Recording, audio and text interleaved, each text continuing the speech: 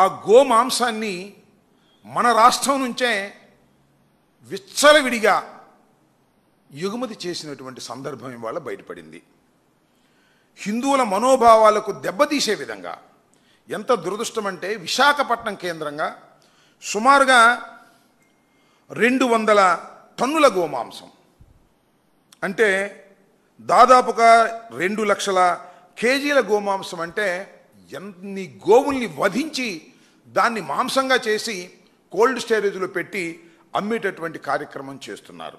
ఇది విశాఖపట్నం సొంఠ్యా సమీపంలో గోమాంసం నిల్వ ఉంచిన మిత్రా కోల్డ్ స్టోరేజ్. ఇది మిత్రా కోల్డ్ స్టోరేజ్ అనే దానిలో గోమాంసాన్ని వధించి ఆ మాంసాన్ని ప్యాకెట్లు చేసి ఇతర దేశాలకు అమ్మేటటువంటి ప్రయత్నం చేస్తున్నారు. ఇదిగో కంటైనర్స్, ఈ కంటైనర్స్లో పెట్టి విచ్చలవిడిగా దీన్ని ఎగుమతి చేసేటటువంటి కార్యక్రమం చేస్తున్నారు.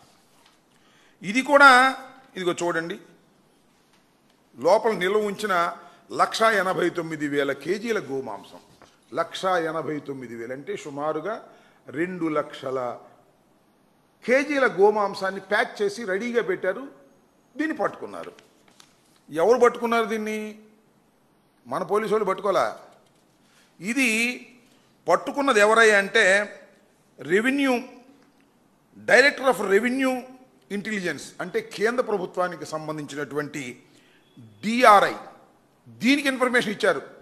మన వాళ్ళకి ఇస్తే, మన పోలీసులకి ఇస్తే చంద్రబాబు నాయుడు గారు చెప్పినట్టుగా నాటకం ఆడతారు, పట్టుకోరు అనే ఉద్దేశంతో డైరెక్టర్ ఆఫ్ రెవెన్యూ ఇంటెలిజెన్సీకి ఎవరో ఒక అన్నోన్ వ్యక్తి ఇన్ఫర్మేషన్ ఇస్తే వాళ్ళు పట్టుకున్నారు. పట్టుకుని శాంపిల్కి పంపించారు. ఇది గోమాంసమా లేక పశువు ఇంకోటి మాంసమా అని పంపిస్తే ఇది గోమాంసం అని నిర్ధారణ వచ్చింది. ఆ తర్వాత తప్పనిసరి పరిస్థితుల్లో మరి విశాఖపట్నం పోలీసులు కేసు నమోదు చేశారు. ఎందుకు ఈ కేసు నమోదు చేశారు, ఎందుకు పట్టించుకోవట్లేదు రాష్ట్ర ప్రభుత్వం అంటే పట్టించుకోకపోతే పట్టించుకోపోయారు. ఇది ఎప్పుడు వచ్చిందంటే అక్టోబర్ 3వ తారీఖున పట్టుకున్నారండి. ఇంతవరకు చంద్రబాబు నాయుడు గారు ఎక్కడ మాట్లాడా? ఎక్కడ మాట్లాడలా. కానీ హిందూ ధర్మాన్ని గురించి మాత్రం అడ్డం పెట్టుకొని వైఎస్ఆర్ కాంగ్రెస్ పార్టీ మీద బురద జల్లడానికి, వైఎస్ఆర్ కాంగ్రెస్ పార్టీ మీద నీచంగా ప్రచారం చేయడానికి మాత్రం చంద్రబాబు నాయుడు గారు నిత్యం పనిచేస్తారు. కానీ గోవుల్ని హత్య చేసి, గోవులు వధ చేసి ఇతర దేశాలకు పంపుతున్నటువంటి మాంసాన్ని పట్టుకుంటే దీని మీద పొన్నెత్తి మాట్లాడింది ఒకటి ఇంతవరకు మాట్లాడలా. ఎందుకు మాట్లాడలేదు, ఏంటి కథ కమామేష తెలుసుకోవాల్సిన అవసరం ఉంది. ఇది ఎవరిదే అంటే సుబ్రహ్మణ్య గుప్తా అంట, దీనికి సంబంధించినటువంటి యజమాని. ఆయన ఎవరో తెలుసా? మన బాపట్ల వర్మ గారు ఉన్నాడు కదా, ఎమ్మెల్యే, ఆయనే బాగా సన్నిహితుడు. ఇదిగో ఆయనతో దిగిన ఫోటోలు. ఖచ్చితంగా అంటే తెలుగుదేశం బ్రాండ్, తెలుగుదేశానికి సంబంధించినటువంటి వ్యక్తి.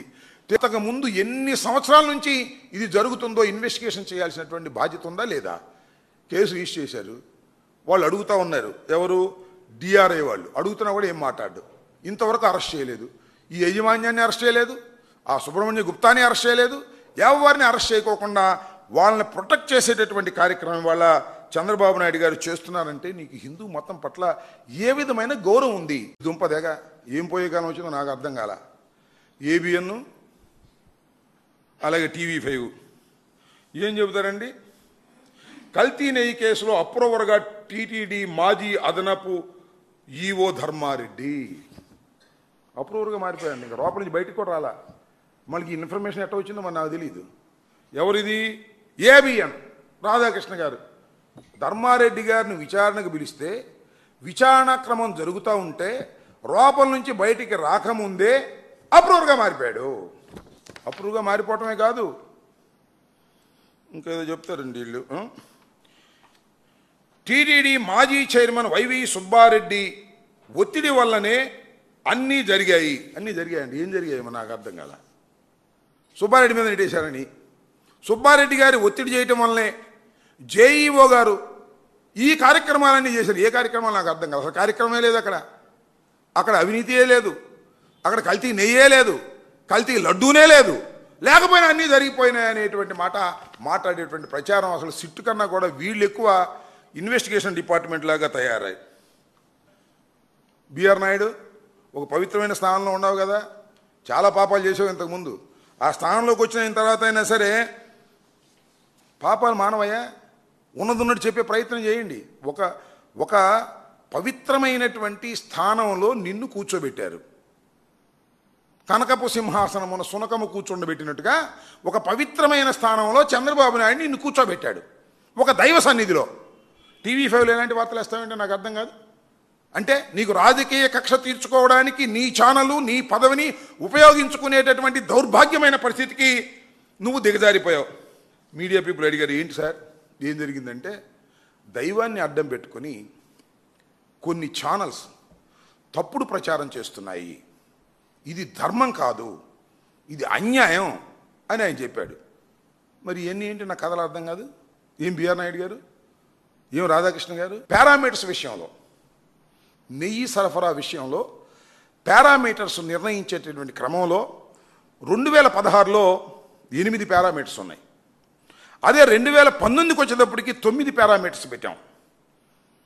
అదేవిధంగా 2023కి వచ్చేటప్పటికి 10 పారామీటర్లు, అలాగే 2024 వచ్చేసరికి 16 పారామీటర్లు. అంటే కండిషన్స్, క్వాలిటీని చెక్ చేసుకునేటటువంటి విధానాన్ని పగడ్బందీగా చేసినటువంటి ఘనత వైఎస్ఆర్ కాంగ్రెస్ పార్టీ అధికారంలో ఉన్నప్పుడు, వైవి సుబ్బారెడ్డి గారు చైర్మన్గా ఉన్నప్పుడు మాత్రమే ఈ క్వాలిటీ విషయంలో అతి జాగ్రత్తలు తీసుకున్నటువంటి సందర్భాన్ని కూడా ఈ సందర్భంగా నేను చెప్పదలుచుకున్నా. చంద్రబాబు నాయుడు గారు ఏమన్నారంటే, అసలు 3000 పెట్టండి, మంచి కల్తీ లేని నెయ్యి రాదు అన్నాడు.